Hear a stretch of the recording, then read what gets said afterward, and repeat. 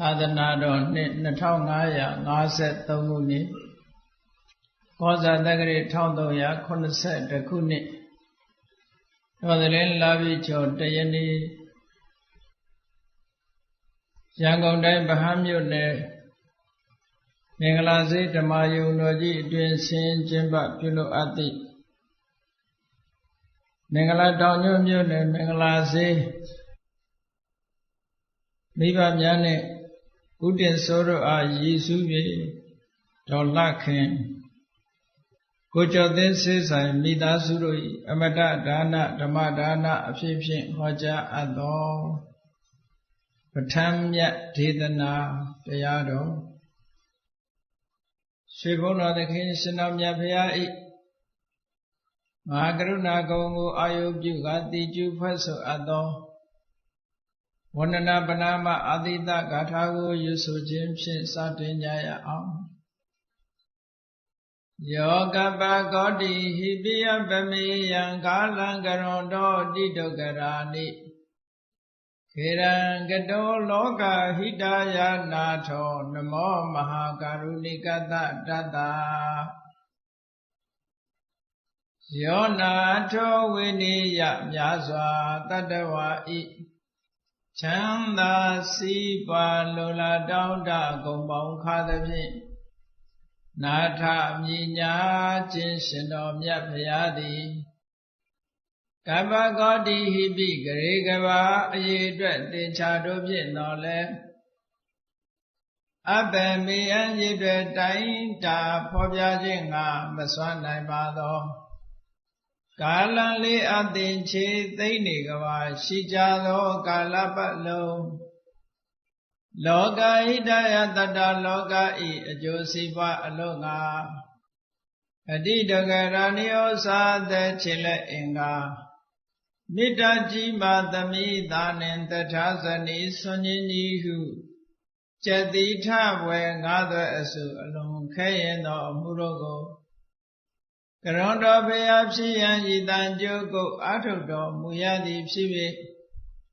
ခေရန်လက်ချေမျက်လုံးအသက်ဆုံးလည်းရဲ့နှလုံးစေဝံကိုရောဤပင်ပန်းခြင်းတို့ကတောဘဝတဏ္ဏကျိန်ဖန်များစွာရောက်တော်မူခဲ့ရရှာလေပြီမဟာကရုဏိကတတတ္တဝါများရင်ဝဲသားကဲ့သို့တနာချစ်ခင်မဟာကရုဏာရှင်ဖြစ်တော်မူသောဒါသနာဒါသဝိနည်းများစွာတတ္တဝါဤချမ်းသာစီးပွားလိုလားတောင်းတဂုံပေါင်းခါသဖြင့်နာထမြညာထိုရှင်တော်မြတ်ဖရာအား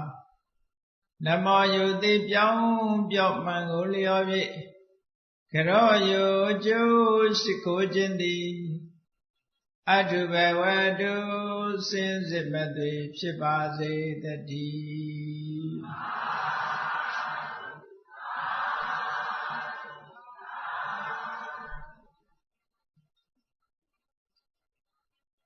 ပဋ္ဌာန်းမြတ်ဒေသနာအပိုင်း12အာဟာရပစ္စယောအာဟာရပစ္စယောလို့ဆိုတာယုံနာနှစ်ရပ်ကိုတည်တံ့အောင်ထောက်ပံ့ပေးနိုင်တဲ့စွမ်းရည်တတိလို့ဒီလိုအဓိပ္ပာယ်ရှိပါတယ်။များသောအားဖြင့်အာဟာရဆိုလို့ရှိရင်စားသောက်တာပဲအာဟာရလို့လူတွေကအတိမပြုအတိများပြီးတော့နေကြတယ်။စားစရာအာဟာရများတာဒီနေရာမှာအာဟာရပစ္စည်းလို့ခေါ်တာမဟုတ်ဘူး။ဆိုင်ရာအကျိုးတရားတွေကိုစွမ်းဆောင်မှုပေးနေတဲ့အကြောင်းတရားတွေကိုလည်းပဲအာဟာရစွမ်းဆောင်နေဆိုတဲ့နေရာမှာတာမန်တဲ့ထူးခဲပြီးတော့စွမ်းဆောင်ဒါကြောင့်အာဟာရပစ္စည်းအဓိပ္ပာယ်ဖွင့်ဆိုတဲ့အခါမှာသက်ဆိုင်ရာအကျိုးတရားများကိုလွန်စွာစွမ်းဆောင်နိုင်တဲ့အကြောင်းတရားလို့ သက်ဆိုင်ရာအကျိုးတရားများကိုလွန်စွာစွမ်းဆောင်နိုင်တဲ့အကြောင်းတရားသည်အာဟာရပစ္စည်းဒီလိုမှတ်ရအကြောင်းတရားတန်မြင်ညကိုပြောတာမဟုတ်လွန်ကဲစွာစွမ်းဆောင်နိုင်တဲ့စွမ်းရည်တတ္တိရှိတဲ့အကြောင်းတရားတွေလို့ကျေစုပြုတယ်သက္ကရာကျမ်းများမှာတော့ရူပရူပနာဥပထံပကထေနဥပကာရကောရူပရူပနာယုံနာနှစ်ပါးတို့ကိုဥပထံပကထေနအထောက်ပံ့ပေးတဲ့အနေအားဖြင့်ဥပကာရကောခြေစုပြုတဲ့တရားလို့ထောက်ပံ့တယ်ဆိုတဲ့စကားလုံးဟာဘာကိုရည်ညွှန်းတာတော့အကျိုးတရားတစ်ခုကပြက်ပြားမသွားအောင်ထိုအကျိုးတရားဟာအခိုင်အမာယတ္တိမှုရှိနေအောင်ထောက်ပံ့လောကမှာလူတွေလည်းပြောတယ်လေလိုအပ်နေတဲ့ပုဂ္ဂိုလ်တွေထောက်ပံ့တယ်ထောက်တယ်ဆိုတာဆိုပါတော့သစ်ပင်ကြီးတစ်ပင်လဲတော့မယ်ဆိုရင်မလဲအောင်ဆိုဒုထောက်ပေးထားထောက်ထားတဲ့အတွက်ကြောင့်သစ်ပင်ကြီးကလဲမသွားဘူးပြိုလဲတော့မဲ့အရာတွေကိုထောက်ထားလို့ရှိရင်မလဲနိုင်တော့ပတ်နေဆိုတာပံပိုးကူညီတာလိုအပ်တဲ့အကူအညီတွေကိုကူညီမှုပေးထားသဖြင့်အကြောင်းတရားတွေဟာဆက်လက်တည်တံ့နေလဲပြိုသွားမဲ့သစ်ပင်ကြီးပြိုမသွားအောင်ထောက်ထားတာလိုအပ်ချက်တွေကြောင့်အခြေအနေယိုယွင်းသွားတာမရှိရအောင်ပံပိုးကူညီထားတာအဲ့ဒီစကားမျိုးနဲ့ထောက်ပံ့တယ်ကူညီတယ်လို့ထောက်ပံ့ပေးတယ်လို့ဒီလိုဆိုဥပထံပကအခိုင်အမာထောက်ခံထားတာထောက်ပံ့ထားတဲ့အကြောင်းတရားလို့ဒီလိုပြောလို့တာအာဟာရပစ္စည်းအာဟာရပစ္စည်းကိုနှမျိုးခွဲခြားပြီးတော့ပြောနှမျိုးခွဲခြားပြီးတော့ပြောတာကရုပ်အာဟာရနဲ့နာမ်အာဟာရလို့ဆိုပြီးတော့အဲ့လိုနှမျိုးခွဲတယ်ရုပ်အာဟာရဆိုတာကတော့အများသိနေကြတဲ့အစားအစာမှာရှိနေတဲ့ဩဇာဓာတ်ကလေးအဲ့ဒါလေးကိုရုပ်အာဟာရအလုံးသိတဲ့တဲ့ရုပ်ဟာအမြဲတမ်း၈ခုအနည်းဆုံး၈ခုတွဲထားတယ်၈ခုကိုတစ်ခုအနေနဲ့ဖွဲ့စည်းထားတယ်မဟာဘုတ်၄ပါးရဲ့မျက်စိကမြင်ရတဲ့အဆင်းရုပ်ရဲ့နှာခေါင်းနဲ့ရှုလို့ရတဲ့အနံ့ရုပ်ရဲ့လျှာနဲ့လျက်လို့ရတဲ့အရသာရုပ်ရဲ့နောက်ပြီးတော့ဩဇာလို့ခေါ်တဲ့ရုပ်တွေထဲမှာစိတ်ဝင်ပြန့်နှံ့ပြီးတော့တီးနေတဲ့စွမ်းရည်တတ္တိရှိတဲ့ရုပ်တစ်မျိုးရဲ့လို့အားလုံးပေါင်းလိုက်တဲ့အခါကျတော့ရုပ်၈ခုအဲ့ဒီရုပ်၈ခုကခွဲလို့တစ်ခုစီခွဲခြားထားလို့မရတဲ့ရုပ်မျိုးလို့ပြောတယ်အဲ့ဒီရုပ်၈ခုဟာဘယ်နေရာမှာပဲဖြစ်ဖြစ်သာဝရတွဲထားတဲ့ရုပ်၈ခုအကယ်၍ခွဲလိုက်ပြီဆိုလို့ရှိရင်ရုပ်လို့ခေါ်စရာမရှိတော့ဘူးဒါကြောင့်မို့အဲ့ဒီရုပ်တွေကိုအဝိနိဘောဂတဲ့ဝိနိဘောဂဆိုတာဝိနိဆိုတာတစ်ခုစီတစ်ခုစီတီးတီးခြားခြားတစ်ခုစီတစ်ခုစီဘောဂခွဲခြားပြလိုက်တာတစ်ခုစီတစ်ခုစီခွဲခြားလို့ရရင်ဝိနိဘောဂခွဲခြားလို့မရဘူးဆိုတဲ့အဓိပ္ပာယ်ကျတော့အဝိနိဘောဂလို့ဒီလိုပြောတယ်အင်္ဂလိပ်လိုပြန်တဲ့အခါဒါမို့ indivisible ဆိုတာခွဲလို့စိတ်လို့မရတဲ့ယုံမျိုးလို့ပြောဘာဖြစ်လို့ခွဲစိတ်လို့မရတယ်လဲလို့ဆိုရင်ခွဲလိုက်မယ်တစ်ခုစီ ခွဲခြားလိုက်မယ်ဆိုလို့ရှိရင်ရုပ်အဖြစ်တည်ခြင်းကမစွမ်းနိုင်တော့ဘူးစကားအနေနဲ့သာတစ်ခုစီတစ်ခုစီပြောလို့ရတယ်အဲ့ဒီရုပ်တွေဟာတစ်ခုစီတစ်ခုစီခွဲလိုက်တာနဲ့ရုပ်လို့ခေါ်စရာမရှိတော့ဘူးလောကမှာဘုန်းကြီးတို့တွေတွေ့နေရတဲ့ဗိဓာမှာရှိတဲ့တစ်ပင်တောတောင်ရေမြေအစစအရာရာမှာတက်မဲ့အရာတွေမှန်သမျှဟောဒီရှိခုနဲ့တွဲထားတယ်လို့ပြောတက်မဲ့အရာအလုံးလူတွေကတော့နာမည်မျိုးမျိုးပေးထားတယ်မဆုံးနိုင်တဲ့အမည်နာမတွေမဆုံးနိုင်တဲ့အမည်နာမတွေအတွေးတွေအထင်တွေနဲ့အမည်မျိုးမျိုးမှီထားတယ်သို့တော့သဘာဝအားဖြင့်ကြည့်လို့ဆိုရင်ဒီရုပ်ရှိခုရဲ့အစုဝေးကြီးပါပဲအကုန်လုံးဒီရုပ်ရှိခုရဲ့အစုဝေးဘယ်နေရာပဲတွေ့တမဲ့အရာဝတ္ထုတွေဟာဟောဒီရုပ်ရှိခုရဲ့အစုဝေးတွေကြီးပဲအမည်နာမတွေကတော့ဘယ်တော့မှဆုံးမှာလည်းမဟုတ်ဘူးခုပဲကြည့်လေပစ္စည်းတွေမျိုးမျိုးပေါ်လာလို့ရှိရင်အမည်နာမတွေကထပ်ဆင့်ပြီးတော့ပေါ်နေဥမာလွန်ခဲ့တဲ့အနှစ်40လောက်ကမပေါ်ခဲ့တဲ့ပစ္စည်းတွေဒီကနေ့ပေါ်နေအဲ့ဒါတွေလည်းအမည်နာမတွေပေးနေတာနောက်ထပ်ဟိုအနှစ်40ရဲ့နောက်ပိုင်းမှာလည်းပဲအခုချိန်ကမသိသေးတဲ့ပစ္စည်းဝတ္ထုတွေပေါ်နေဥမာပဲနောက်ဘာတွေပဲပေါ်သမျှသည်ဟောဒီရုပ်ရှိခုပဲလို့ဒီလိုပဲမှဒီရုပ်ရှိခုကိုတန်တန်အမျိုးမျိုးအသွင်အမျိုးမျိုးအသုံးအမျိုးမျိုးနဲ့လူတွေဟာအမည်နာမခေါ်စရာတွေမိမိတို့ဘာသာစကားနဲ့တီထွင်တာဖြစ်စေအခြားဘာသာစကားနဲ့ပဲဖြစ်စေအမည်နာမတွေပေးပြီးတော့ခေါ်နေကြအောင်ပါပဲမဆုံးနိုင်ဘူးလူရှိသမျှအခေါ်တွေတိုးတက်နေဥမှာသို့တော်ဒီရုပ်ရှိခုပဲလို့ဒီလိုမှအဲ့ဒီရုပ်ရှိခုထဲမှာအမြဲတမ်းပါဝင်နေတဲ့ဩဇရုပ်ဆိုတာရှိ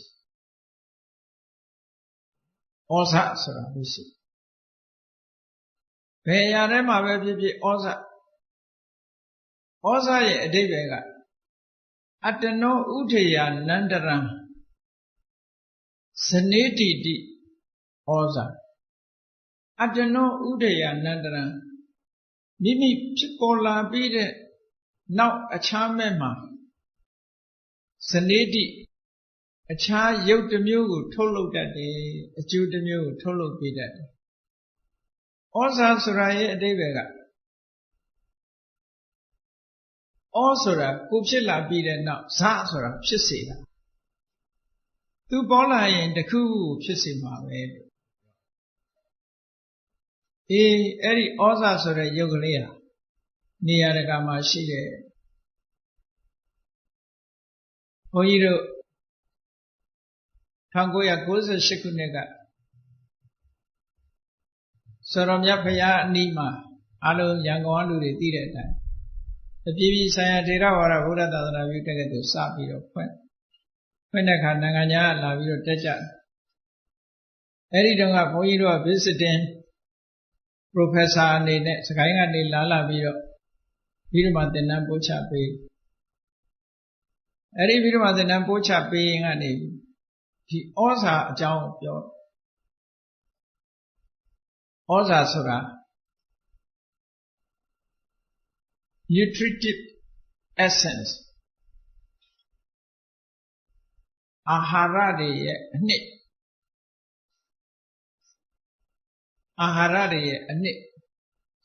ရုပ်တိုင်းမှာရှိတယ်လို့အဲ့ဒါလို့ပြောတဲ့အခါကျတော့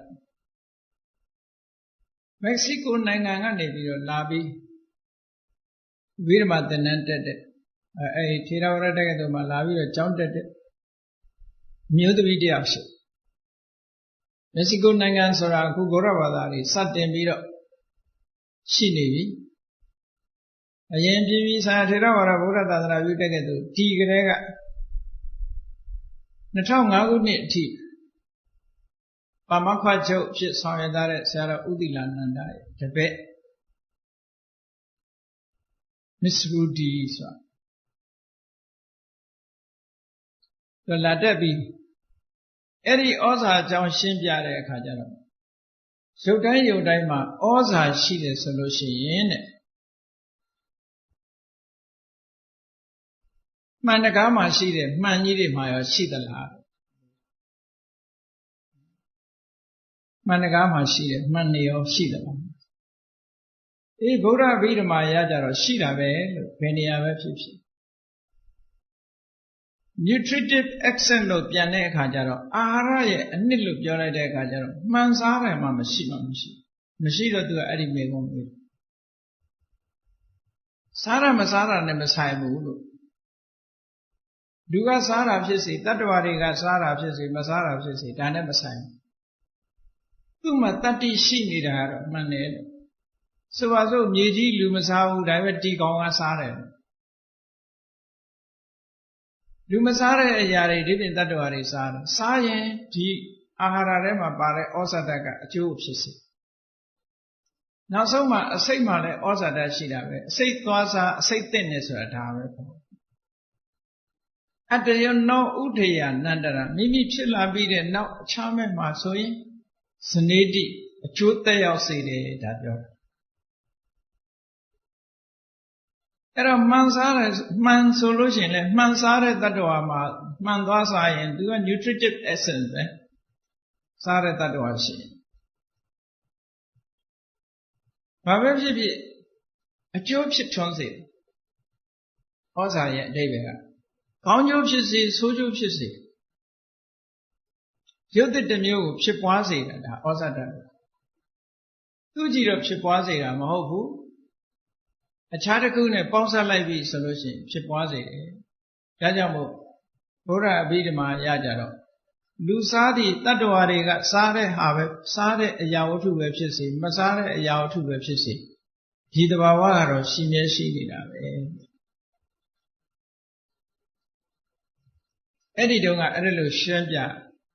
သူကျေနပ်သွားလားမကျေနပ်လားတော့မသိဘူးမေးတော့မမေးတော့ဘူးဒီလိုကကတတ်တော့မေးတတ်တယ်သူတို့အဲ့ဒါလို့မေးတာလည်းပဲကောင်းတယ်ဘာဖြစ်လို့လဲဆိုဘုရားတရားတော်ဟာ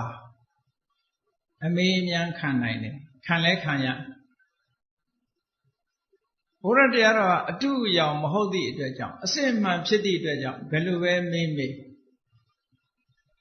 အဖြေကတော့ရှိတယ်ဖြေတတ်တာမဖြေတတ်တာတော့တခြားပါအဖြေကတော့ရှိနေတာပဲဩဇာဆိုတဲ့ရုပ်ကလေးဟာဒီနေရာမှာပဋ္ဌာန်းပါဠိတော်ကဒီဩဇာဆိုတဲ့ရုပ်ကလေးကိုရှိပြီးတော့အာဟာရပစ္စယောလို့တစ်ခုအနေနဲ့ဟောတယ်ရုပ်အာဟာရအဲ့ဒီရုပ်အာဟာရနဲ့ပတ်သက်ပြီးတော့ပဋ္ဌာန်းပါဠိတော်ဟောပုံကကဗလိကာရောအာဟာရောဣမတ္တကာယတအာဟာရပစ္စေနပစ္စယောမြတ်စွာဘုရားဒီလိုဟောအာဟာရောအာဟာရပစ္စေနပစ္စယောလို့မဟောဘူးကြည့်ကဗလိကာရောဆိုတဲ့စကားလုံးလေးထည့်ထားတာကြည့်ကဗလိကာရောအာဟာရောဣမတ္တကာယတအာဟာရပစ္စေနပစ္စယောကဗလဆိုတာလူတွေကအစာစားတော့မယ်ဆိုလို့ရှိရင်ပါးစပ်နဲ့တန်းယုံအတုံးခဲလေးတွေလှုပ်လေရှိပါးစပ်နဲ့တန်းယုံအတုံးခဲလေးတွေလှုပ်ပြီးတော့ဒါကကဗလထမင်းလှုပ်ဆိုတာလက်နဲ့စားတာကိုပို့ပြီးတော့ဥတည်ဘာလို့ဆိုရှေးဟောင်းအိန္ဒိယနိုင်ငံမှာဒီကနေ့ခေတ်ထိအောင်ပဲမြန်မာပြည်မှာလည်းပဲရှိတာပေါ့လေထမင်းစားရင်လက်နဲ့စားကြတာမဟုတ်လားလက်နဲ့စားတဲ့အခါကျတော့ထမင်းလုပ်အားလုံးစုပြီးတော့အလုပ်လေးလုပ်ကြဇွန်နဲ့စားရင်လည်းထမင်းလုပ်ပဲဇွန်နဲ့မှာပါတဲ့အတိုင်းအတာလေးတစ်ခုကဒါအလုပ်လုပ်အတုံးခဲလေးလုပ်တယ်လို့ပြောတယ်အရေးတော့ရင်တော့အရေးပေါ့ဒါဖြင့်တူနဲ့စားတော့ဘယ်လိုလုပ် တူနဲ့စားလဲတူနဲ့ကော်လို့ရတဲ့အတိုင်းအတာလေးတစ်ခုကဒါကပလပဲကပလဆိုတာဘယ်လိုပမာဏလို့ပြောတာမဟုတ်ဘူးပါဇက်ထဲဖို့ခန္ဓာနဲ့ရောက်အောင်ပို့တဲ့အတိုင်းအတာလေးတစ်ခုကိုကပလအဲ့လိုလုပ်ပြီးပါစားဟုတ်ပြီလူတွေစားတာတော့အဲ့ဒါကပလလို့ဆိုလို့ရှိရင်နွားတွေမြက်စားတာကြတော့ဘယ်လိုလုပ်နွားတွေကလည်းသူ့ပါဇက်ဆန့်ရုံသူစားတာဒါကပလပဲပေါ့ဆင်တွေကတက်ကိုင်းတွေချိုးစားရင်ရောဒါလည်းသူတို့အတွက်ကပလပဲလို့ဒီလိုပဲတွေ့ရမှာဆိုလိုတာကအာဟာရသည်သူ့ဘာသူနေတဲ့အချိန်မှာဆိုပါတော့ခင်းရွက်ကလေးတစ်ရွက်တစ်ပင်ပေါ်မှာပဲဖြစ်စေခင်းပကံထဲမှာဖြစ်စေသူ့ဘာသူနေနေတယ်ပါဇက်ထဲမရောက်သေးဘူးဆိုရင်အကျိုးတစ်ခုကိုဖြစ်စေနိုင်ပါမလားဖြစ်စေသေးဘူးအစာအာဟာရသည်သူ့ဘာသူနေနေလို့ရှိရင်အကျိုးတစ်ခုကိုမထုတ်လို့သေးဘူးတဲ့လူတွေကပါဇက်ထဲထည့်ပြီးဆိုတဲ့အခါကြလို့ရှိရင်သက်ဆိုင်ရာအကျိုးတစ်ခုဖြစ်တယ်ရှားပေါ်ရောက်တာနဲ့တပြိုင်နက်သူကအာဟာရတတ္တိကလာတော့ရှားနဲ့တွေ့ပြီဆိုရင်အာဟာရတတ္တိကလာငရုတ်သီးစီရှားပေါ်ရောက်ရင်စပ်ပြီမဟုတ်လားရှားပေါ်မရောက်သေးရင်တော့မစပ်သေးဘူးနော်ဘယ်ဟာပဲဖြစ်ဖြစ်ရှားနဲ့ထိလိုက်ပြီဆိုလို့ရှိရင်တော့သူ့ရဲ့စွမ်းရည်တတ္တိလေးတွေပြပါတယ်အဲ့တော့မြတ်စွာဘုရားကအာဟာရောလို့တဲ့မဟောပဲနဲ့ဂဗလိကာရောလို့ဟောတာကဘာအတွက်တုံးဆိုပြင်ပမှာသူ့ဟာသူဗဟိတ external လို့ခေါ်တာဗဟိတပြင်ပမှာရှိနေတဲ့အစာအာဟာရသည်အာဟာရတတ္တိနဲ့ခြေစုမပြုဘူးခမင်းပွဲကြီးရှေ့ချထိုင်ကြည့်နေဝါရလားမဝဘူးကဗလိကာရဖြစ်လာပြီးတော့ပါဇက်ထဲထည့်ပြီးဝါပြီးစားပြီးဆိုတော့မှဒီထဲမှာပါတဲ့ဩဇာဓာတ်ဒီခန္ဓာကိုယ်ရဲ့အကျိုးကိုတက်ရောက်လို့အာဟာရပစ္စည်းတက်တယ်လို့ပြောတာနော်ဒီအဓိပ္ပာယ်ရှိအောင်လို့မြတ်စွာဘုရားကဂဗလိကာရောလို့ဟောတာအနုဘဆိုရင်ဂဗလိကာရောလို့ပြောစရာမလိုဘူးဘယ်လိုပြောမလဲအာဟာရောဣမတကာယတအာဟာရပစ္စေနပစ္စယောဒီလိုပဲဟောဘာလို့လို့ဆိုလို့ရှိရင်သမင်းပွဲမှာရှိတာအာဟာရမဟုတ်ဘူးလားလူမစားသေးရင်ရောအာဟာရမခေါ်ဘူးလားခေါ်တာပဲလူမစားသေးရင်လည်းအာဟာရပဲပကံထဲမှာရှိတုံးလည်းအာဟာရပဲစားစရာအစာတွေမှန်သမျှသူ့ဟာသူထုတ်ပိုးထားတဲ့အချိန်မှာလည်းအာဟာရပဲသို့တော့ဂဗလိကာရဖြစ်ပြီလားလို့မဖြစ်သေးဘူးအဲ့ဒါအဲ့ဒီအဓိပ္ပာယ်ကိုရည်ညွှန်းတာစတုသမုဋ္ဌာနိကအာဟာရကံကြောင့်ဖြစ်တာစိတ်ကြောင့်ဖြစ်တာဥရုကြောင့်ဖြစ်တာအာဟာရကြောင့်ဖြစ်လာအဲ့ဒီဩဇာဓာတ်လေးသည်တဲ့စားသုံးလိုက်ရတဲ့ဩဇာဓာတ်လေးသည်ဟောဒီရုပ်ခန္ဓာကြီးအားရုပ်ခန္ဓာလို့ဆိုတာဣမတကာယတအကြောင်း၄ပါးကြောင့်ဖြစ်တဲ့ရုပ်ခန္ဓာကြီးကံကြောင့်ဖြစ်တဲ့ရုပ်ခန္ဓာစိတ်ကြောင့်ဖြစ်တဲ့ရုပ်ခန္ဓာဥရုကြောင့်ဖြစ်တဲ့ရုပ်ခန္ဓာအာဟာရကြောင့်ဖြစ်တဲ့ရုပ်ခန္ဓာကံစိတ်ဥရုအာဟာရလို့ဆိုတဲ့အကြောင်း၄ပါးကြောင့်ဖြစ်တဲ့ရုပ်ခန္ဓာကြီးကိုဟောဒီဩဇာဓာတ်ကလေးကဩဇာဆိုတဲ့ဒီရုပ်တရားလေးကထောက်ပံ့ပေးထားပါတယ်လို့ဒီလိုပြောတာဒါကစာလို့ပြောနေတာအရတ်တို့ချင်းချင်းတွေးလို့ရှိရင်လူတွေဟာဘာနဲ့အသက်ရှင်နေထမင်းစားပြီးအသက်ရှင်ဟောဟုတ်လားအစာစားပြီးအသက်ရှင်နေကြတတ္တဝါတွေအားလုံးဘာနဲ့အသက်ရှင်စားပြီးအသက်ရှင်နေသာဂဏိလူတွေကပြောလို့ရှိတယ်သဗ္ဗေတ္တအာဟာရထိတိကာဟုတ်တတ္တဝါတွေဟာအာဟာရကြောင့်တည်နေကြတယ်လို့ဆိုပြီးအာဟာရမရှိဘူးဆိုလို့ရှိရင်လူတွေဟာအသက်ရှိတည်နေဖို့ရမလွယ်ဘူးအာဟာရရှိကိုရှိနေရတယ်အာဟာရရှိုံနဲ့မလုံတော့ဘူးပြည့်စုံတဲ့အာဟာရဖြစ်မှာမ ပြည့်စုံတဲ့အာဟာရဖြစ်လို့ရှိရင်လည်းပြည့်စုံတဲ့ရုပ်တရားတည်တတ်နိုင်မှာမဟုတ်ဘူးအဲ့ဒါကြောင့်မို့လို့အာဟာရပစ္စယောလို့ဟောတဲ့အခါမှာနံပါတ်1ကဒီဩဇာယုတ်ကိုပြောဩဇာယုတ်ဆိုတဲ့အချိန်မှာလူရဲ့ခန္ဓာကိုယ်ထဲရောက်ရှိသွားတဲ့ဩဇာယုတ်ကိုပြောတတ္တဝါတွေရဲ့ခန္ဓာကိုယ်ထဲရောက်ရှိသွားတဲ့ဩဇာယုတ်အဲ့ဒီဩဇာယုတ်ဒီအတွင်းမှာရှိတဲ့ဩဇာယုတ်နဲ့ပေါင်းဆက်ပြီးတဲ့အခါအာရဇယုတ်ဆိုတဲ့ရုပ်တွေကိုထုတ်လုပ်ပါတယ်တဲ့ထုတ်လုပ်ပြီးတဲ့အခါမှာကံကြောင့်ဖြစ်တဲ့ရုပ်ကိုလည်းထောက်ကူပြုတယ်ကံကြောင့်ဖြစ်တဲ့ရုပ်ဆိုတာဘာတွေတော့မျက်စိနာနာလျှာကိုဟရယလို့ဆိုတာ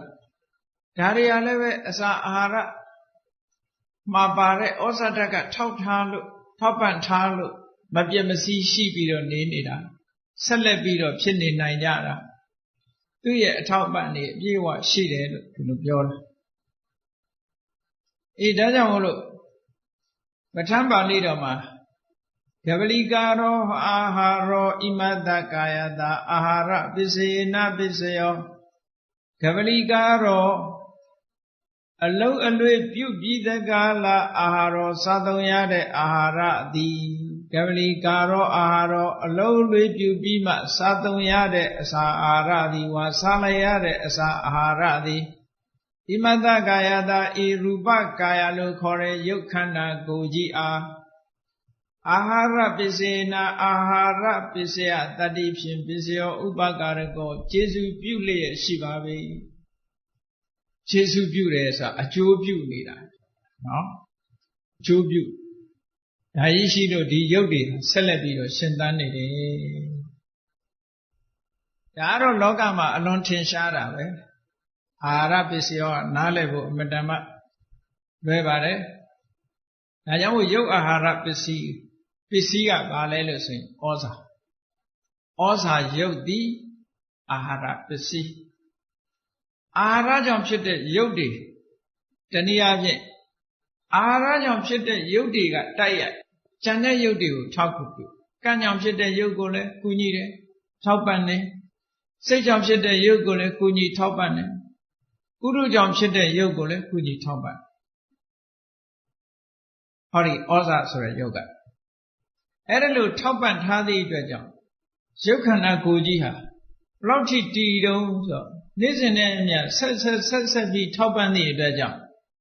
10နှစ်15နှစ်အနှစ်20 30 40ဟုတ်လားအသက်60 80 80ဟောဒီလိုနေသွားဟောဒီဩဇာဓာတ်ကနေဆက်ပြီးတော့ထောက်ပံ့သွားနောက်ပိုင်းမှာထောက်ပံ့မှုတွေယိုယွင်းကျဆင်းလာတဲ့အခါကျတော့ဩဇာယုတ်ကခန္ဓာကိုယ်ကြီးကိုမထောက်ပံ့နိုင်တော့ဘူးဆိုဘယ်သွားတော့နောက်ဆုံးကြတော့ဟုတ်လားရေဝေသွားကြတာဒါပေါ့မထောက်ပံ့ဘူးဆိုအဲ့ဒီပဲရောက်သွားတာပဲသူထောက်ပံ့နေတော့ရှင်သန်နေဥမှာပဲသူကလည်းထောက်ပံ့နေရင်ကနေပြီးတဖြည်းဖြည်းတော့ကျဆင်းလာတာအရှိန်ဆိုတာတဖြည်းဖြည်းကုန်လာတာပဲဘယ်ရာပဲဖြစ်ဖြစ်အရှိန်ဟာရှိတယ်အဲ့ဒီအရှိန်ဒီကြာဆင်းလာတဲ့အခါကျတော့သူ့ရဲ့အကျိုးဆက်တွေကလည်းမှေးမိန်လာတာပေါ့ဖျောင်းနိုင်လေးပဲကြည်အောင်လေးမီးထွန်းထားတယ်ဆိုလို့ရှိရင်တဖြည်းဖြည်းဖျောင်းစီလေးတွေကယော့မီးစာလေးကတိုးလာတဲ့အခါလင်းအားတွေယော့သွားနောက်ဆုံးကုံကနီးမှာမိန်ကလေးဖြစ်ပြီးနောက်ပါဖြစ်သွားငြိမ်းသွားတာပေါ့ဒါသဘာဝပဲလေဘာမှထူးတာမဟုတ်ဒီသဘာဝပန်းပွင့်လေးတစ်ပွင့်ကြည့်အောင်ဆိုင်ရာအကြောင်းလေးတွေရေးတက်ကလေးတွေကနေပြီးစိုးလေးထောက်ပံ့ထားတဲ့အခါပန်းပွင့်လေးကလန်းဆန်းနဲ့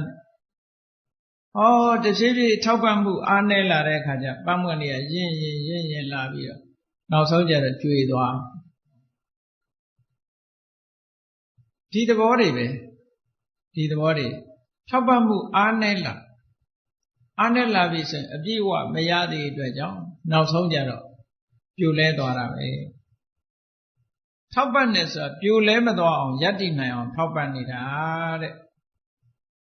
အဲ့ဒါကိုအာဟာရပစ္စယောအဲ့တော့ဒီအာဟာရပစ္စယောသည်သူရှိတဲ့အခိုက်အတန့်ထောက်ပံ့တာဖြစ်လို့အဋ္ဌိသူနဲ့မကင်းကွာမိအချိန်မှာထောက်ပံ့တာဖြစ်သောကြောင့်အဝိကတတတ္တိ၃မျိုးနဲ့ဩ ဩဇာယုတ်ကလေးဟာဉာဏ်နဲ့ယုတ်ခန္ဓာကိုယ်ကြီးကိုထောက်ပံ့ပေးထားတယ်အာဟာရတတ္တိဆိုတာတတ္တိတစ်ခုအာဟာရတတ္တိဆိုတာထောက်ပံ့ထားတဲ့တတ္တိကိုပြောတာအဋ္ဌိဆိုတာရှိနေတော့အကျိုးပြုတာကိုပြောတာအဝိကတဆိုတာ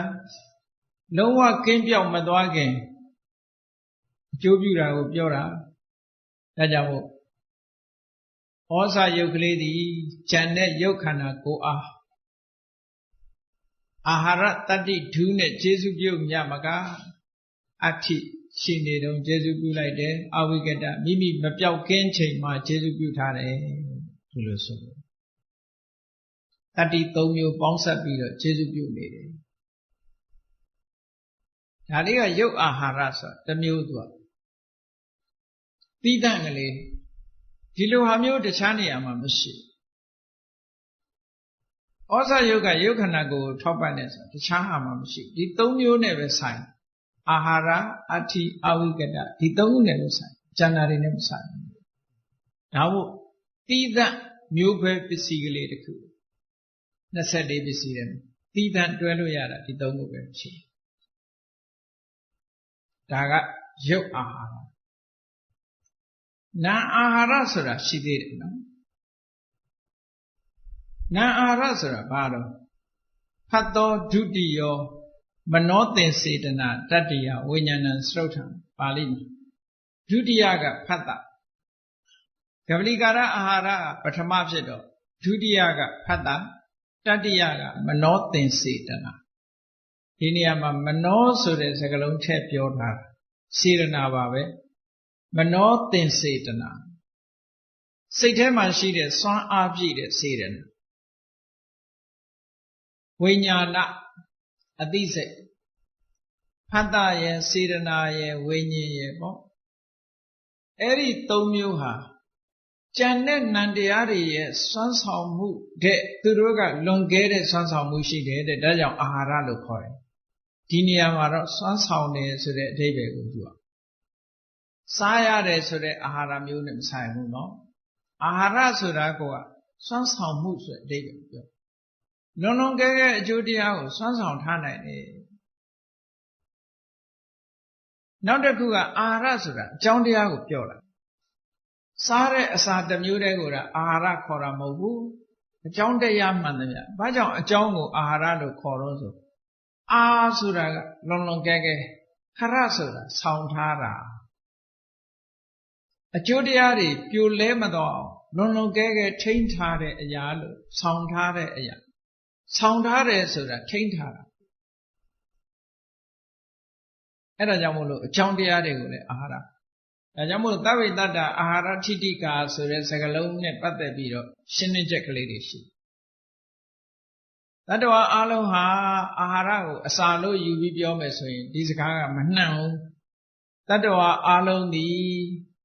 အာဟာရကြောင့်အသက်ရှင်တည်နေကြတယ်သဗ္ဗေတ္တအာဟာရထိတိကာသဗ္ဗေတ္တတတ္တဝါမှန်သမျှတွေဟာအာဟာရထိတိကာ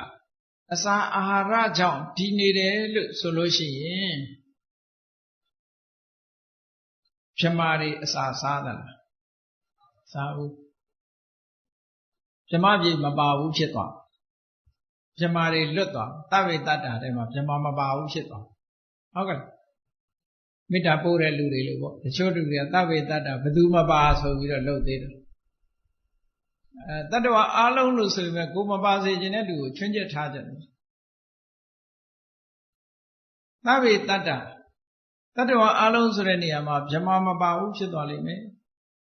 ဟောငရဲဘုံကတတ္တဝါတွေဟာလည်းပဲငရဲခံနေရတော့ဘယ်ချိန်သမင်းချက်စားမလို့ဘယ်သူမှလည်းလာကြွေးမှာမဟုတ်ဘူး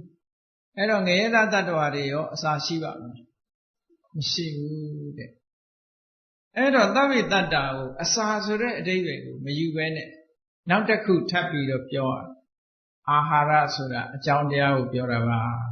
တတ္တဝါတွေဟာအသက်ရှင်တည်နေတာဆံရအကြောင်းကြောင့်အသက်ရှင်နေတာလို့ပြောတာနော်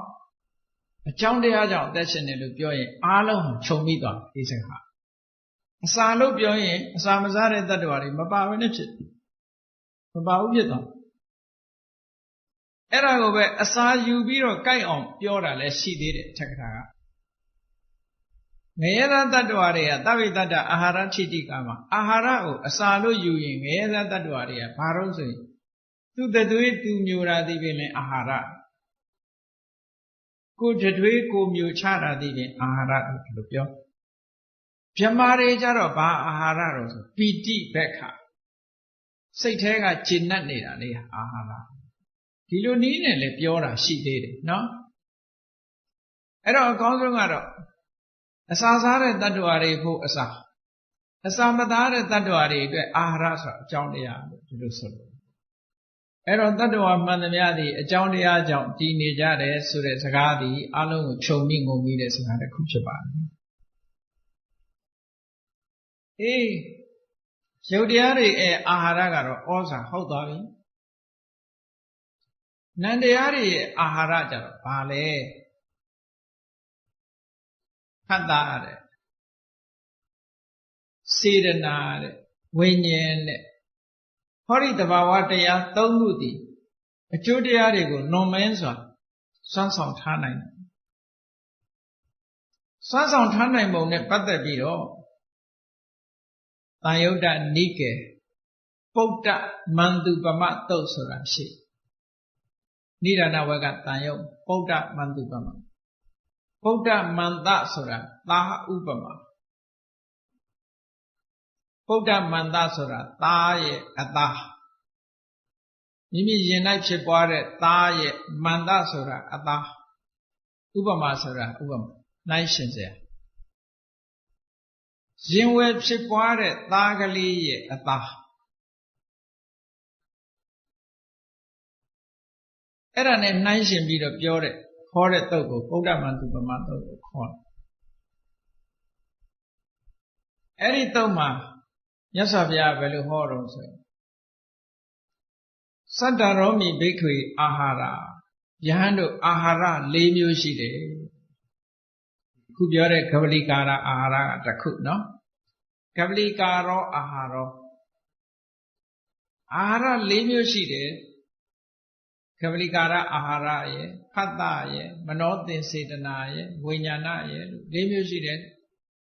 အဲ့ဒီ၄မျိုးကိုဘာအတွက်လုံးဆိုမြတ်စွာဘုရားထည့်ဟောတယ်ဘူတနံဝါတတ္တနံ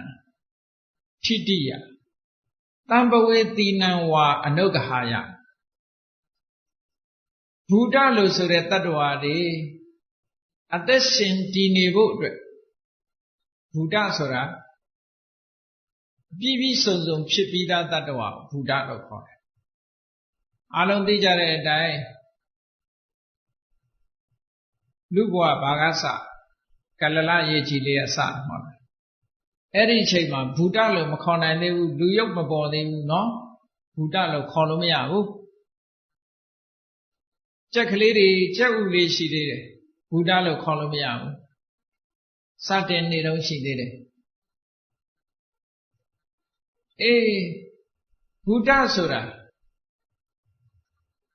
အင်္ဂါယတ်တွေပြည့်ပြည့်စုံစုံနဲ့လူဆိုရင်လူပြီးပြီတိရစ္ဆာန်ဆိုရင်တိရစ္ဆာန်ပြီးပြီအကောင်ပြီးပြီဖြစ်သွားမှာဘူတအကောင်ပြီးပြီမဖြစ်သေးရင်တံပဝေတိလို့ခေါ်တယ်အဲ့တော့ဘူတနဲ့တံပဝေတိနှစ်ခုရှိတယ်အာဟာရဆိုတာဟာတဲ့ဘူတလို့ဆိုတဲ့အပြည့်အဝတ attva ပြီးပြီးသားသားဖြစ်ဘူးတဲ့တ attva တွေဆက်လက်တည်ထံရေးအတွက်ထောက်ကူပြုတယ်တံပဝေတိလို့ခေါ်တဲ့ဘဝတစ်ခုစပြုနေတဲ့တ attva တွေအတွက်အထောက်အကူပြုတယ်ဟော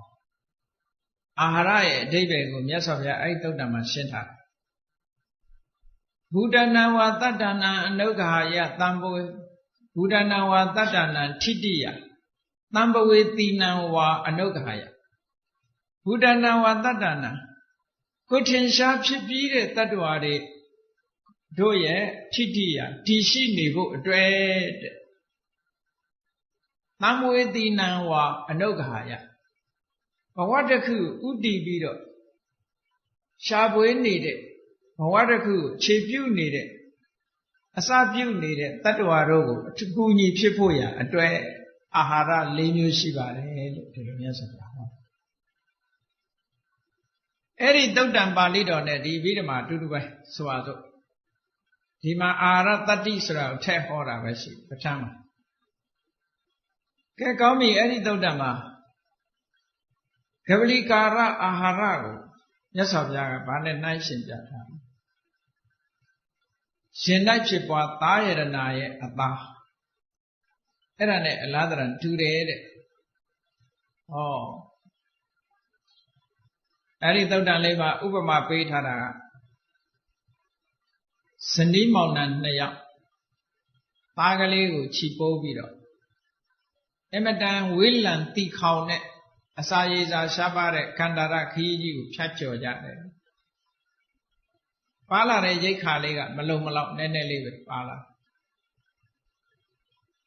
မကြခင်မဲ့ခရီးခဲကြီးတဲ့ရောက်တဲ့အချိန်မှာရိတ်ခါပြတ်သွားနောက်ထပ်ဆက်ပြီးတော့သွားရမယ့်အချိန်တွေကအများကြီးကျန်နေသေးတယ်ခရီးကအများကြီးကျန်နေသေးတယ်အဲ့တော့သူတို့စဉ်းစားတယ်တို့3ယောက်စလုံးအသေးခံမလားဆိုတာကိုစဉ်းစားလိုက်အစာမစားရရင်တို့3ယောက်စလုံးသေမယ်အဲ့တော့3ယောက်စလုံးအသေးခံမလားလို့ဆိုတော့လူတွေဟာနော်ဗမာစကားပုံရှိတယ်မို့လားအမိတော်လဲသားတော်ကဲဆိုတာကိုဒုက္ခကျုံလာလို့ရှိရင်ချစ်လာပါတယ်ဆိုတဲ့သားသမီးကိုပဲစွန့်ပစ်ကြရတာပဲနောက်ဆုံးကြနော်သူတို့ဘယ်လိုဆုံးဖြတ်တုံးဆိုလို့ရှိရင်3ယောက်စလုံးတော့အသေးမခံနဲ့ဟောဒီကလေးလေးကိုခြိပိုးလာရတာတို့ဒုက္ခတွေရောက်တယ်ခီးတွေကလည်းအများကြီးသွားအောင်ပဲ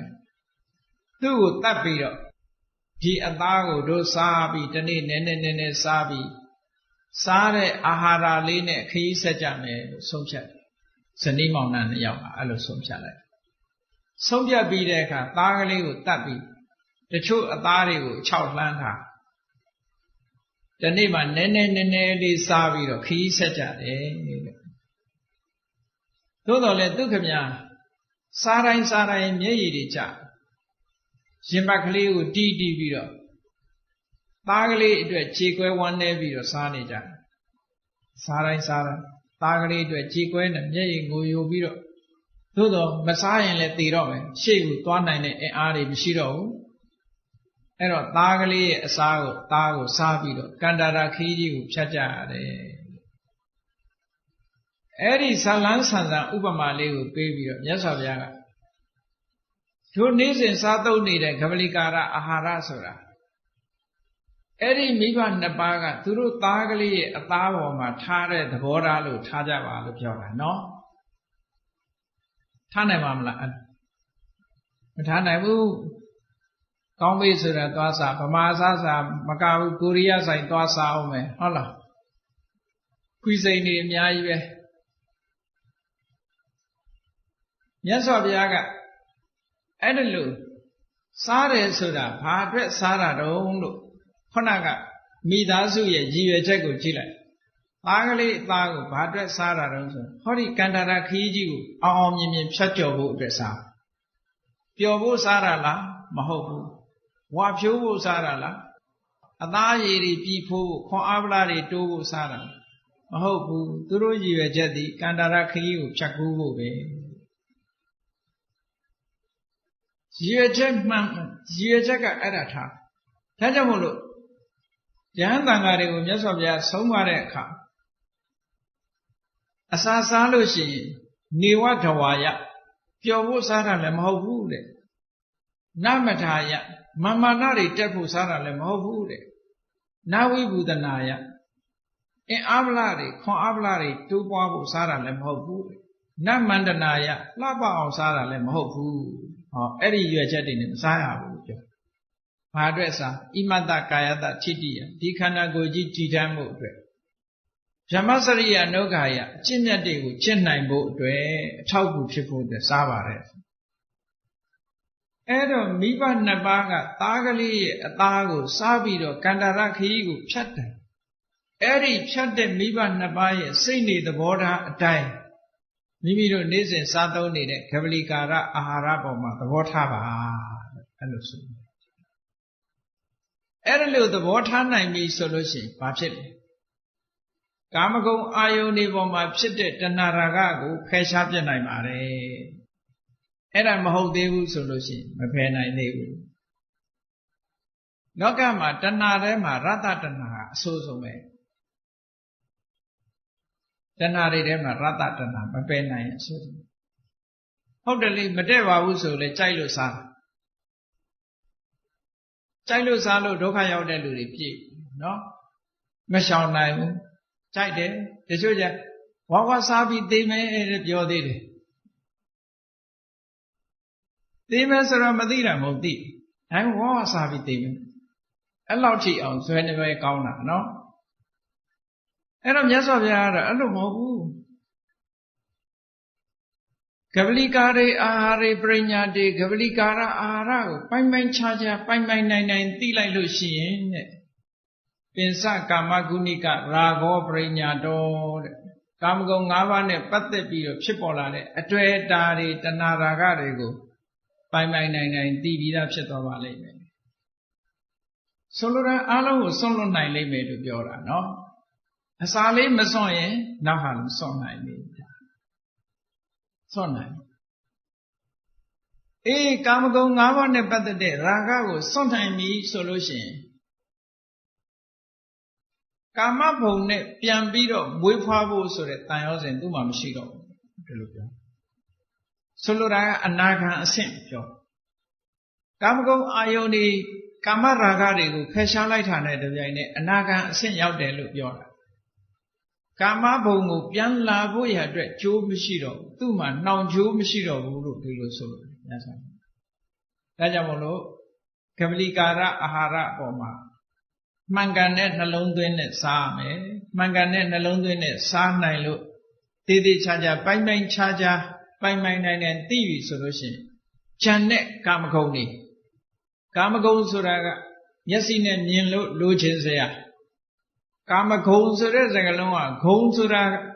နှစ်သက်စရာဂုဏ်ရှိတာကိုပြောတာမဟုတ်ဘူးဒီနေရာမှာကာမဆိုတာနှစ်သက်စရာဂုဏ်ဆိုတာခုနအနှောင်ဖွဲ့လို့ပြောတာနှစ်သက်စရာကောင်းပြီးစိတ်ကိုနှောင်ဖွဲ့တဲ့အာယုန်တွေလို့ပြောတာနော်နှောင်ဖွဲ့ထားတာဆိုတာဖြုတ်လို့ကိုမရဘူးမျက်စိကမြင်ပြီးကျေနပ်နေတယ်နားကကြားပြီးကျေနပ်နေတယ်ဖြုတ်လို့လွယ်လားမလွယ်ဘူးနှာခေါင်းကကိုကြိုက်တဲ့အနံလေးကျေနပ်နေတယ်ဒါမျိုးထရခြင်းနဲ့လျှာကလည်းကောင်းတဲ့အရာသာလေးရခြင်းနဲ့ခန္ဓာကိုယ်ထိတွေ့ရလဲကောင်းတာလေးထိတွေ့ခြင်းနဲ့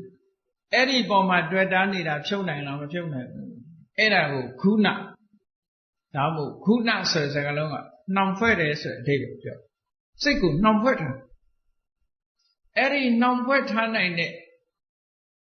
ကာမခုနတွေပေါ်မှာတွေ့တာတဲ့တဏှာကိုဖယ်ရှားပြနိုင်လို့ဟောဒီ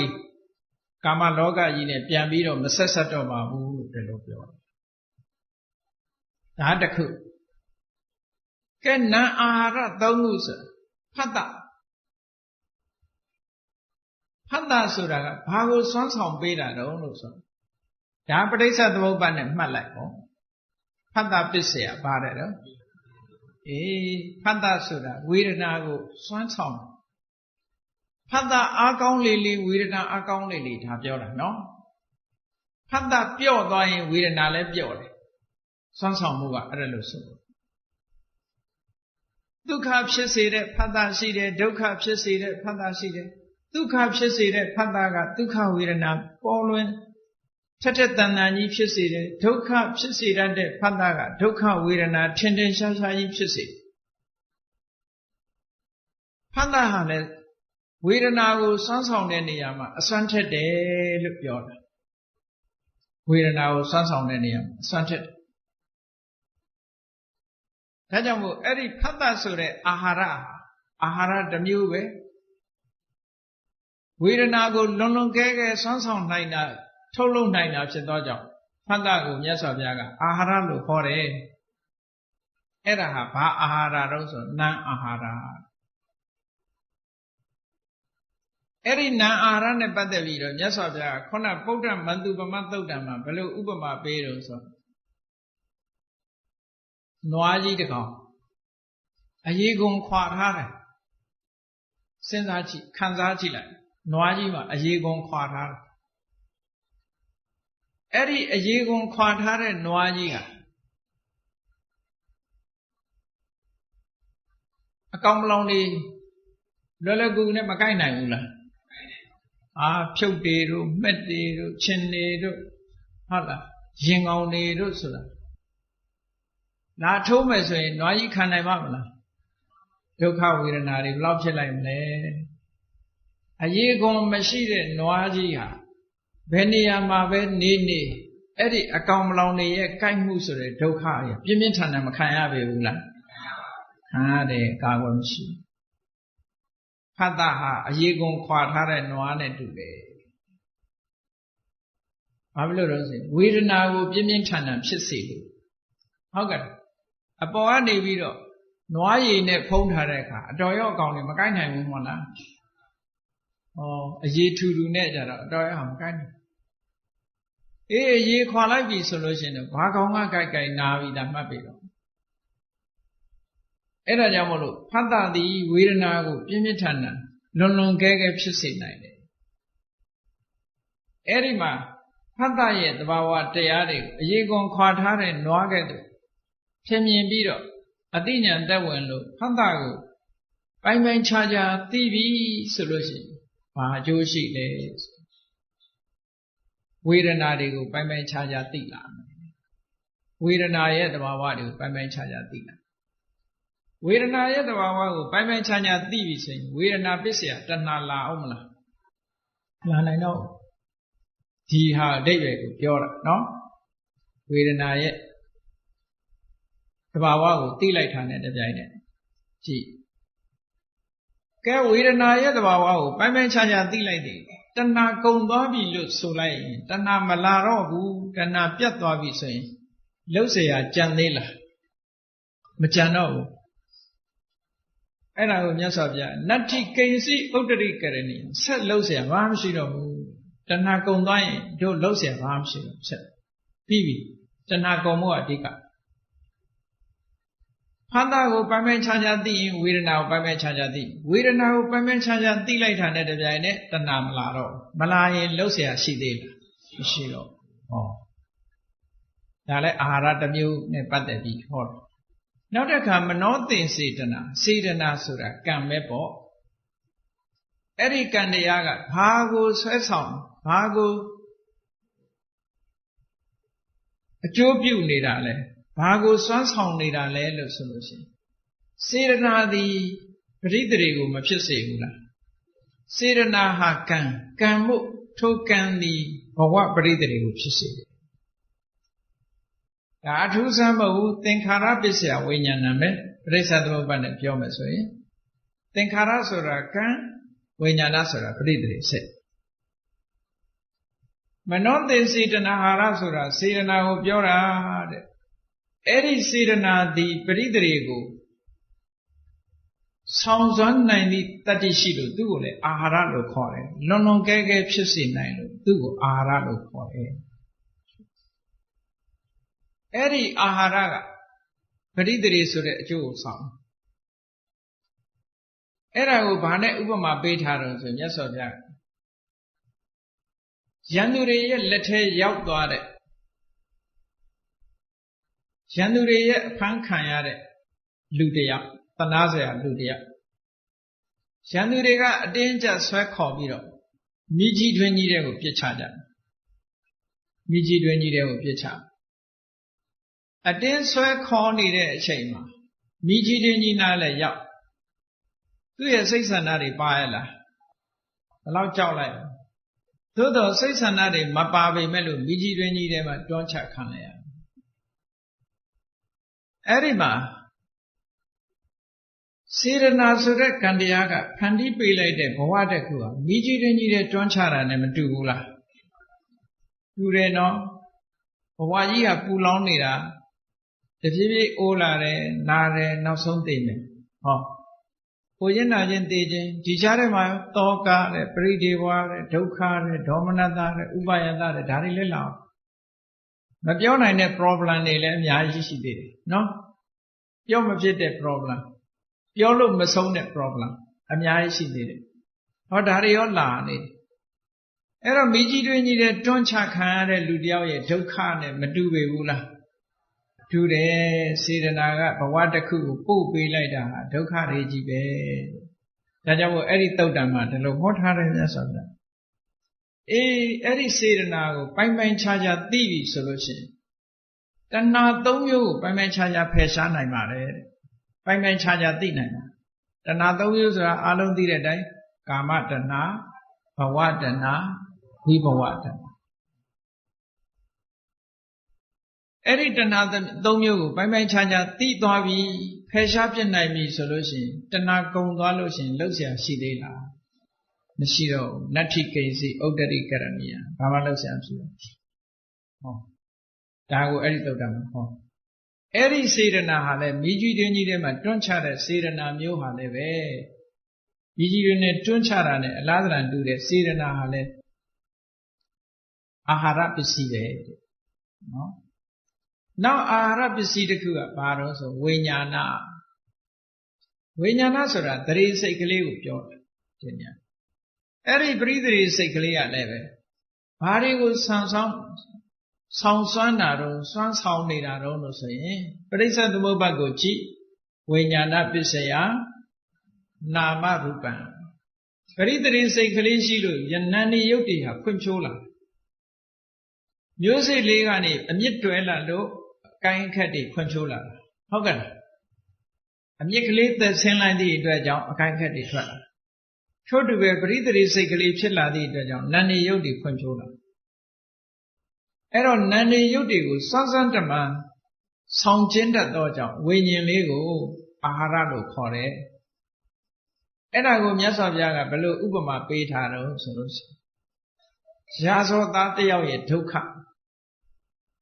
ရာဇဝသားတစ်ယောက်ကိုဘယင်က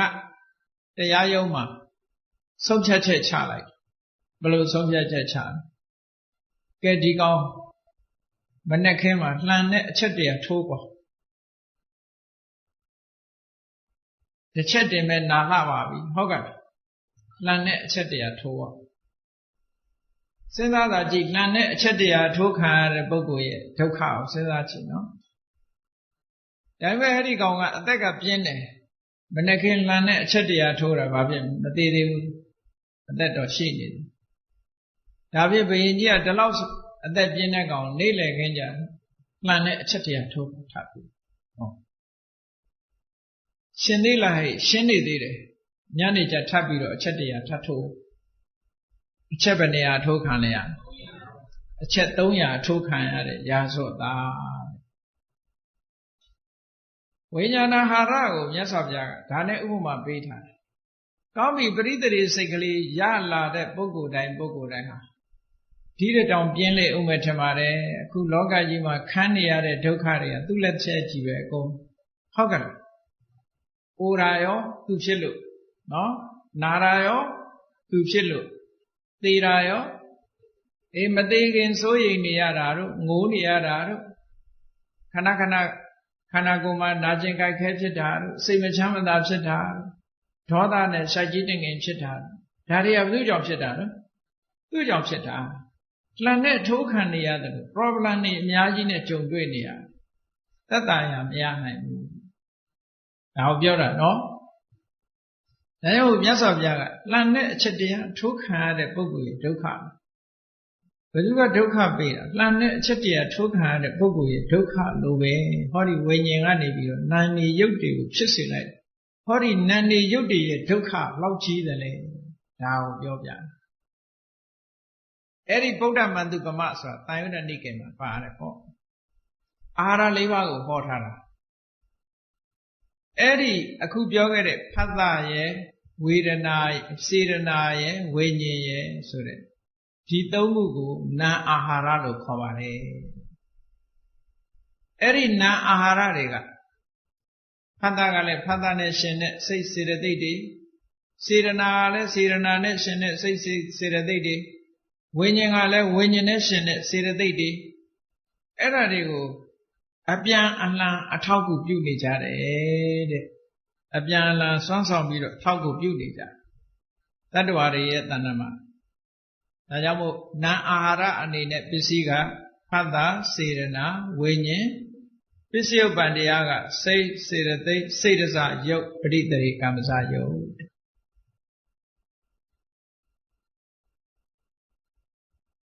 Oh Dina Aharare Tadwari Tanama A Jodiarigo Sons of Mupuni Phata Solution Hola Tasada Tadine Jesu Bume, Inyaminya Tadine Jesu Bume, Nadia Tadine Jesu Bume, Tamba Yoda Tadine Jesu Bume, Turushiniga Jesu Bulu, Atiru, Awigadane Jesu Bume. Sida Najaro, Kamatati Palame, Winyin Jaro, a Tipiti Palame, Inaria Palame, Pabilo, Seka, a DVD de Pare, no, Inaria de Pare, Paralitical Te Piro, Mapi. Pisia Tadidi, Nyajine Hori, Ahara Pisia, Jesu Bubane. Yes, of the other king, Guramiaka Arupino Ahara. Tamyodakana, Tamana, Tandamotana, Ninsa, Rupana Ahara Pisina, Pisio. Na Ahara Diari Haleve, Shimbet Diarigo. So Shimbet Diajam Chilla, Sedisa Yodi. Pritari Kaima, Pritari Kamasa Yodi, Hori Ahara Tadine, Jesu Bubare, Pachama, Pilo, Hotara Chipare, Tajamolo, Lokama, Ahara, Lemio, Kavalikara, Ahara, Lokore, Durinis and Sadone, Sahara, Rema Pare, Oza, Tawutuka Ahara, Miyaotu Netagua Pialu, Kavalikara Ahara. Silegi Salomia, Tamin so in Taminema Pare Osata, Hinso in Henema Pare Osata. The Osata lady Tamin Hensore, a don't care woman, Buddin she did. Eri a don't care Sama, a sea Osata le Pava. Tajamo, Kavlikaro, Aharos, Nizin Sazon in the Sahara Rema Pare Osata di Kanago Yogi a Tauban Kunitare. Hanta Sedana, Winyin Lusure, Tabawa Diaria, Saya Shimbet Diario, Tauban Kuni, Swanson Bido, Nejare Edilu Oiro Nizin de Boama, Pidabawa Diaria, Pipia Bio, Bilo Tauban Nidabala, Ahara Tadine, Jesu Nidabala, Patandiago, Nayin, Patandiago, Yupayin, Patandiago, Nalon Twin, Mimi Kanago Mashide, Bawa Diaria. The Kunaku Saturday video, Jesu Bunibum, Tishi, Nale Chapi. Janjo senior nine, Adinian, Yentan, Bepo neighbor, so that the Adama, Kosi, go, Yama, Buna, Jabasi.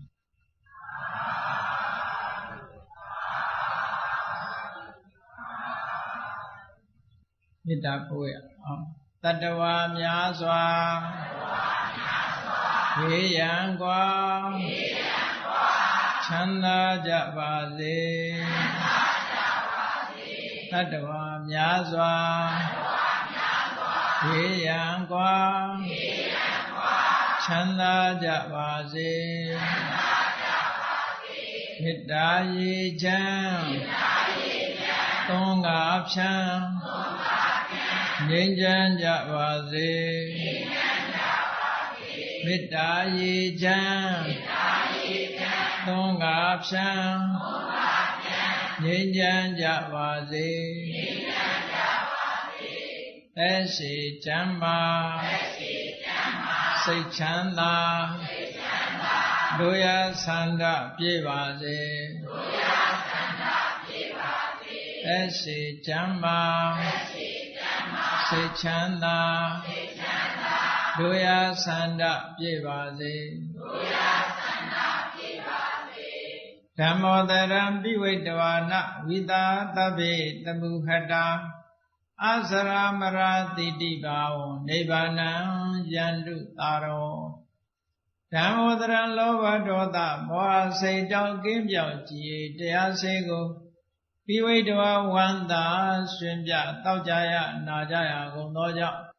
Vida Tabe Pusa Nyenau Gileda Seidao Hudamyarudi သမုဟတာပိဉ္ကြဘက်တွင်ရေမတင်သကဲ့သို့ကင်စင်တွင်ပြောင်းပေမရောက်အောင်ပယ်ဖြောင်းအပ်ကုန်သည်ဟောတုစစ်စစ်မသွေဖြစ်ကြပါစေကုန်သတည်းအစရမရံအိုခြင်းလဲကွာနာခြင်းလဲကင်သိခြင်းလဲရှင်းထသောတိတိဘဝကိလေသာဟုပုခသိင်ကင်းကြီးရာအစစ်ဖြစ်ပေထသောနိဗ္ဗာန်နိဗ္ဗာန်ဟုခေါ်ဤမြူတော်သို့သာရောတရားချစ်ခင်စိတ်ကောင်းဝိညာသူတော်စင်များတို့သည်ယန္တုပါရမီအဆင့်ဆင့်မြင့်နယ်မြင်၍မလင့်ပုံသေးဆိုက်ရောက်တော်မူကြပါစေကုန်သတည်း